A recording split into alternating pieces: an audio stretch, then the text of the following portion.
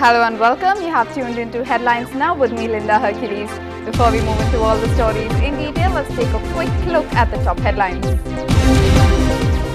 Chief Minister Jayalalitha describes the centre's FDI move as diverting the country's attention from corruption.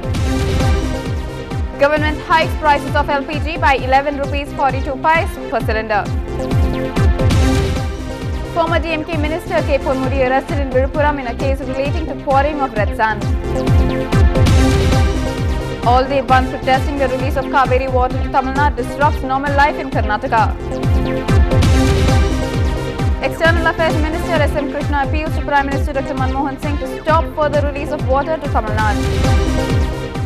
Arvind Kejriwal says that he is ready to face a defamation case if corruption charges against Robert Vadra are proved wrong. News in detail. Chief Minister Jayalalitha described the centre's big-ticket reforms as diversionary to anesthetize the mammoth corruption charges against the UPA government, especially when elections seem imminent. She stated that the UPA government is unfazed by the sufferings of the common people, small traders and small farmers, and that the move at best was a gimmick and at worst an unworthy risk. This comes 2 days after the Manmohan Singh government unleashed the second wave of reforms over FDI in pension and insurance sectors.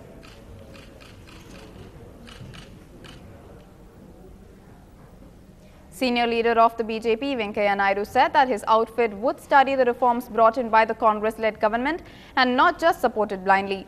Naidu slammed the Congress party on grounds of credibility by highlighting that it had opposed retail opening in the capacity of the main opposition during the rule of the NDA. The BJP will not blindly support the government on the so-called reforms. We will study the merits of each case and also keep in mind the stand taken by the Congress party while in power or while in opposition, and then take a decision in the larger interest of the country. We will not oppose for opposition's sake. At the same time, we will not compromise on the interest of the country. We will take up a nationwide campaign from 10th October to 11th November across the country to educate the people and highlight the scams and scandals and failures of this government. Senior BJP leader Uma Bharati held that FDI in multi-brand retail would render crores unemployed once foreign retailers set up shops in the country. She said that contrary to the Prime Minister's assertion, 7 crore people, mostly traders, would become jobless, and so will another 20 crore employed in the retail business. Senior BJP leader said that corruption and vote bank politics pose a threat to the country at present. अगर प्रधानमंत्री जी का और केंद्र की सरकार का ये तर्क है कि एफडीआई से रोजगार मिलेंगे, जिससे कि हम बिल्कुल सहमत नहीं, क्योंकि जो रोजगार मिलेंगे और जो रोजगार घटेंगे उसकी अगर हम तुलना करेंगे तो एफडीआई रिटेल से मेरा ऐसा मानना है लगभग 20 करोड़ लोग प्रभावित हो जाएंगे।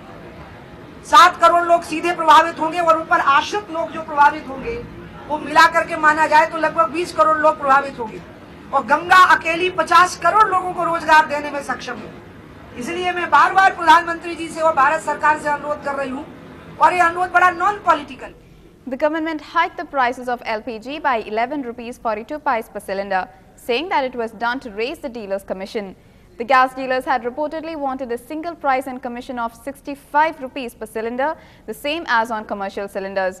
The National Federation of LPG Distributors of India, which represents around 10,500 cooking gas sale agencies, had asked the centre to make the LPG pricing uniform and allow a direct transfer of subsidy to its intended beneficiaries. The hike comes within weeks of the government desiring to restrict supply of subsidized cooking gas to 6 cylinders of 14.2 kg size per household in a year. The remaining supplies would have to be sourced at market rates. Moving on, senior DMK leader and former Tamil Nadu Minister K. Ponmudi was arrested at his office in Viluppuram in a case relating to quarrying of red sand in Pata lands. Reports said that after questioning him, the former minister, who held the portfolios of mines and minerals and later the higher education, would be remanded in judicial custody.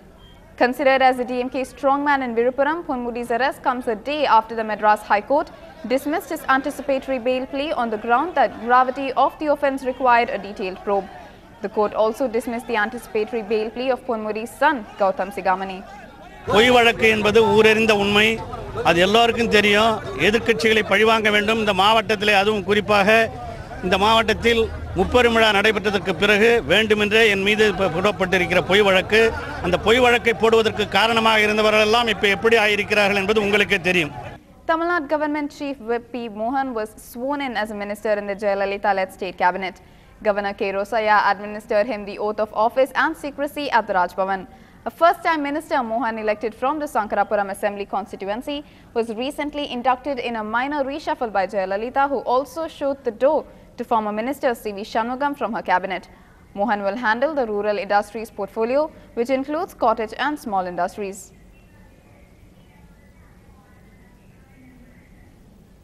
The dawn to dusk Karnataka Bandh called by Kannada outfits to protest the release of Kaveri water to Tamil Nadu disrupted normal life in the cities.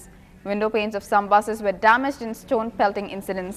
The Bandh had evoked good response with normal life affected in Bangalore and Kaveri Basin districts of Mandya, Mysore, Hassan and Chamarajanagar.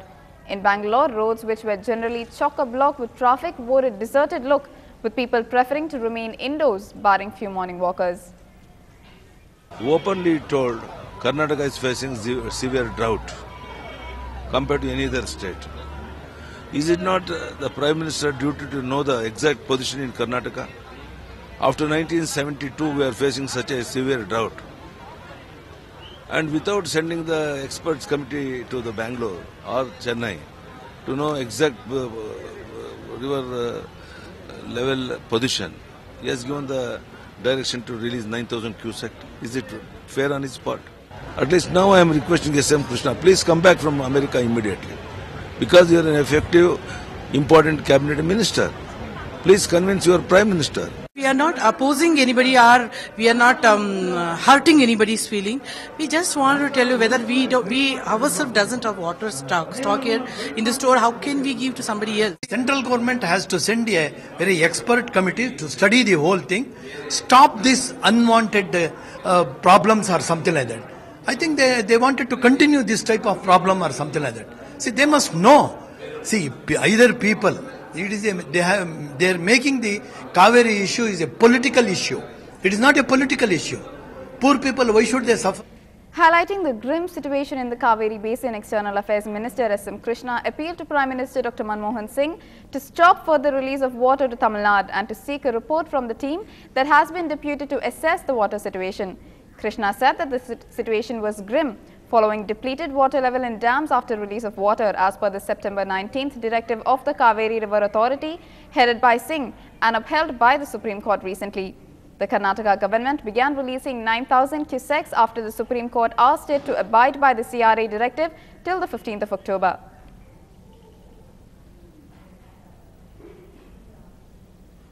A 5-member gang kidnapped 2 employees of a Kerala-based private finance firm and looted 37 kg of gold valued at 10 crore rupees from its locker. The police said that the gang first kidnapped Bala Subramanian, manager of the Karimeru branch of the Muthoot Finance Corp in the city on Thursday night, and snatched a set of locker keys from him. They then summoned Assistant Manager Satish Kumar, who was holding another set of keys using Bala Subramanian. When he arrived, the gang detained the 2 employees inside their car, switched off the alarm system and robbed the cash and jewels from the locker of the branch.